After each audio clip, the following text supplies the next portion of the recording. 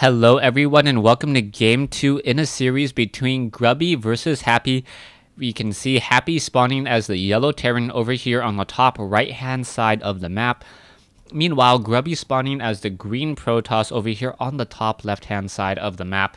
And a very interesting style by Grubby. Grubby really playing a style that I haven't seen a lot of Protoss players use.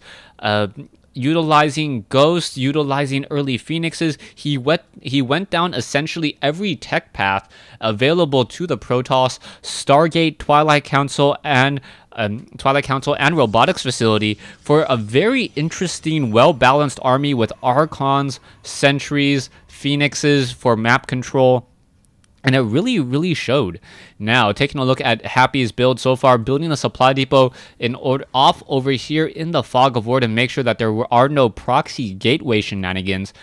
And over here to the bottom left-hand side around the 7 o'clock position of the base. Meanwhile, Grubby looks like he will also be building close to home, not doing any fast expansion tactics as well on Shakura's Plateau.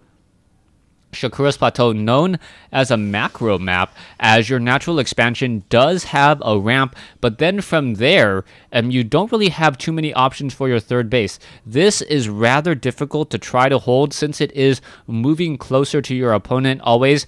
And this third base is also difficult hold and also far away. I've seen a lot of the times where players have dropped up on the high ground only to charge in after they've unloaded all those units, or even using Nidus networks as well. Both strategies very interesting as we see what's going to happen here. Grubby not going for that early expansion attempt that we saw on Daybreak.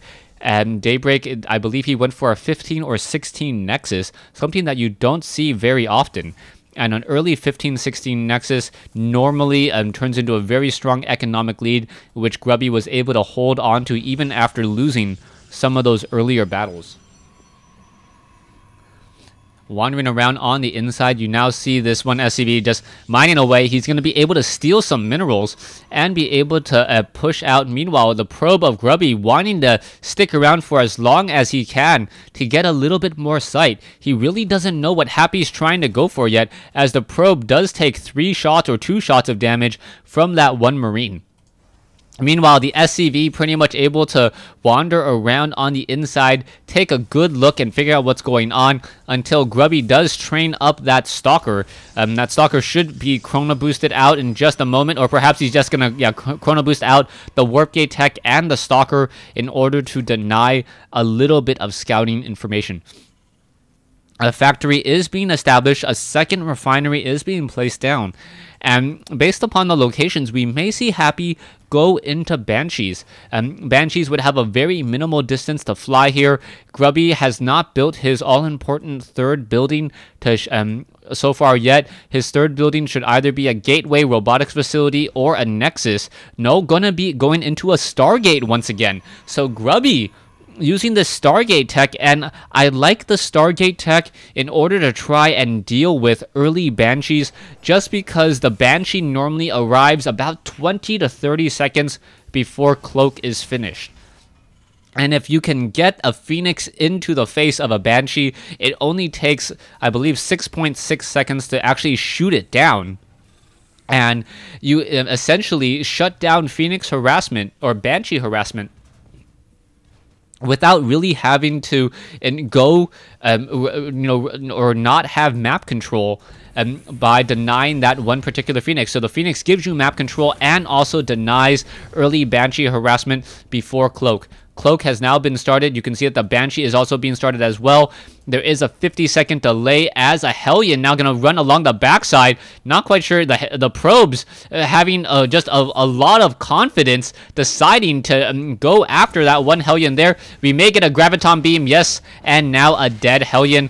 And the Phoenix is out, and you can see that the starport once again was canceled, training up the Cloak and canceling the training of that Banshee.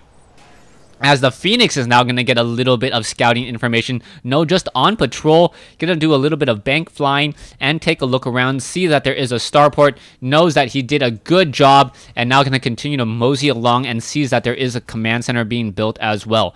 Now, something that you can always do to annoy and harass Terran players is pick up the SCV that is building the command center, and it's almost like a contamination where that you're able to stop the building, and on top of that you still get a harassing unit as well. So the Phoenix, good for harassing and good at delaying the SCV from being able to continually build. And if you have a second SCV, even more power to you, as the Phoenixes are now going to try to come in for a bit of harassment. Not going to really work, as there is one missile turret, and going to be forced to drop that down there as Grubby now moves away. 2 additional gateways now warping in. It looks like that Stargate is no longer warping in anything new. Grubby now getting in another robotics, or getting in an observer, and we'll see how that works out, as Phoenixes are still being readily used. I like this play by Grubby.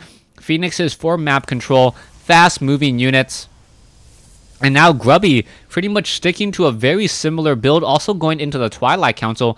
And it's nice to see a Protoss player who's really comfortable with all of the tech paths at the same time.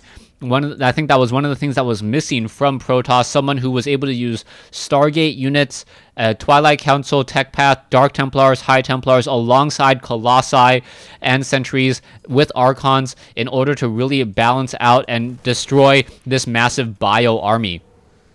You can now see the Marines and Marauders are pushing forward once more. Not quite sure why the Marines and Marauders are quite mad at that orbital command. Took a little bit of a beating, but not all too bad there, as the Phoenixes are now just going to sit off here. Now, as we move into the mid-game, Grubby has a pretty sizable 14 or 15 food advantage. He has not yet decided to build another expansion yet. He's only seen it at 45 harvesters compared to 34. That is a slight economic lead, but then again, we know that Happy does have 2 mules at the same time, and that should actually give Happy a slight advantage overall. Those 2 mules essentially mining like 6 SCVs on minerals. Immortals now being added as well. The addition of that +1 range on Immortals really helping out in the Terran versus Protoss or Protoss versus Terran matchup, as those Immortals have the same range as Stalkers and are no longer stuck behind the lines. 5 sentries, a decent number of Stalkers and Zealots over here on the front door. It looks like Grubby continuing to just train up more probes and getting up more Immortals as well. It's always very difficult to take a look at the production tab of a Protoss player to figure out what he's really, if he's staying up on top of his macro. You really need to keep track of those gateways and see how many of those gateways are currently on cooldown. Currently unable to warp in anything right now. It looks like more gateways are going to be finishing. Warp gates are completed, now able to warp in 3 units. And we'll see what he tries to go for, as we are now going into High Templar. A large drop, 5 medevacs, but only 2 of them with a substantial amount of units. Gonna be moving across the map here. The observers could not have spotted this at all. I'm not exactly sure what Grubby did in order to make Happy think that something was going to be able to push this attack back. Perhaps Happy wants to redistribute all of those units, or perhaps load up even more units into the medevacs right now, as there's a lot more medevacs or a lot more cargo space than units right now. Taking a look at the factory now, moving across the map over here. There's a Marine down over here. Both players running off of 2 bases. I'm not really sure what to make of this, as the Ghosts are now wandering around as well. There's 5 medevacs, and it looks like the Marines and Ghosts are now in position. These Ghosts will be able to get some EMP shockwaves off and deal a large amount of damage to at least the light units of Grubby. Proxy Pylon now warping in on the high ground. It looks like Grubby is just patrolling, trying to make sure if his opponent is going to perhaps try to do something sneaky. There is a rather small tactical force. I'm not quite sure what to make of that. Not quite sure what to make of that. That's a rather small force. I'm not quite sure where the rest of the units are, as this one Zealot down to 25 hit points and does get taken down rather quickly. There is a Phoenix over here, and where are the rest of the units? Happy, sitting on 107 food, cannot really engage right now, as there's a large army coming in from Grubby. Grubby has High Templars, 3 High Templars, and with observers in position, he should be able to feed back those Ghosts before those Ghosts get any EMP shockwaves in. command center now upgrading to an orbital command off over here. An observer doing its job observing as Marines and the Marauders are now coming in for a drop down on the bottom side. A Zealot going to quickly get destroyed, not even really deal any damage at all, as the medevac now needs to force a retreat. This one Phoenix hasn't really intercepted that many drops. Another Zealot going to be on the move as this medevac looking to perhaps drop deep behind enemy lines. And both sides with still, I guess, not very large armies, but damaging enough, as we're going to see Happy move in and now deal some damage, finish off the probe, finish off this one pylon. Zealots are now going to be trying to come in, Immortal coming in as well, and now Happy pulling away with this medevac to hide once more. There's going to be a lot more units trying to push in on the front door. There are Ghost. EMP shockwaves could be coming in. EMP shockwaves hitting a couple of those units, but not that much. In comes a drop over here as well. So it is going to be a drop on multiple sides.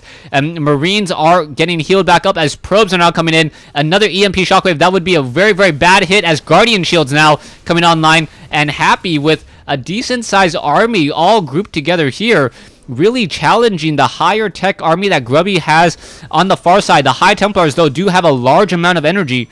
So Psystorm is what it's going to really boil down to, as this one Marine gets focused down, and Grubby now able to mine at his third base in peace. Apparently, that one particular Marine was not liked by the rest of his platoon, getting him easily taken down by a Zealot as everyone just sat back and watched. And now in comes another drop. Happy now coming in, going to finish off a couple Zealots and be able to perhaps get some stutter step damage onto the Zealots. And it looks like that has been destroyed by Grubby, able to feed back the medevac. And this drop stays are pretty much numbered as soon as a round of warp-ins can happen. There you go, another round of 4 Zealots now warping in. Probes trying to come back in as well. Very, very well hidden behind the mineral line. Zealots now getting stuck. It looks like those Zealots will get surround, or will be able to get off a decent surround here as the Marauders finish. But in comes another larger battle in the center portion. And you're going to see this engagement here. EMP shockwaves, no, snipe and EMP shockwaves going down, dealing a lot of damage to the Immortals. No more hardened shields, and Happy, I believe, is going to take this battle and get Grubby to say GG. So Happy playing a very effective Bio-Terran with medevacs and ghosts, able to attack in multiple locations at once and take the game here on Shakuras Plateau. Stay tuned for Game 3 in this series.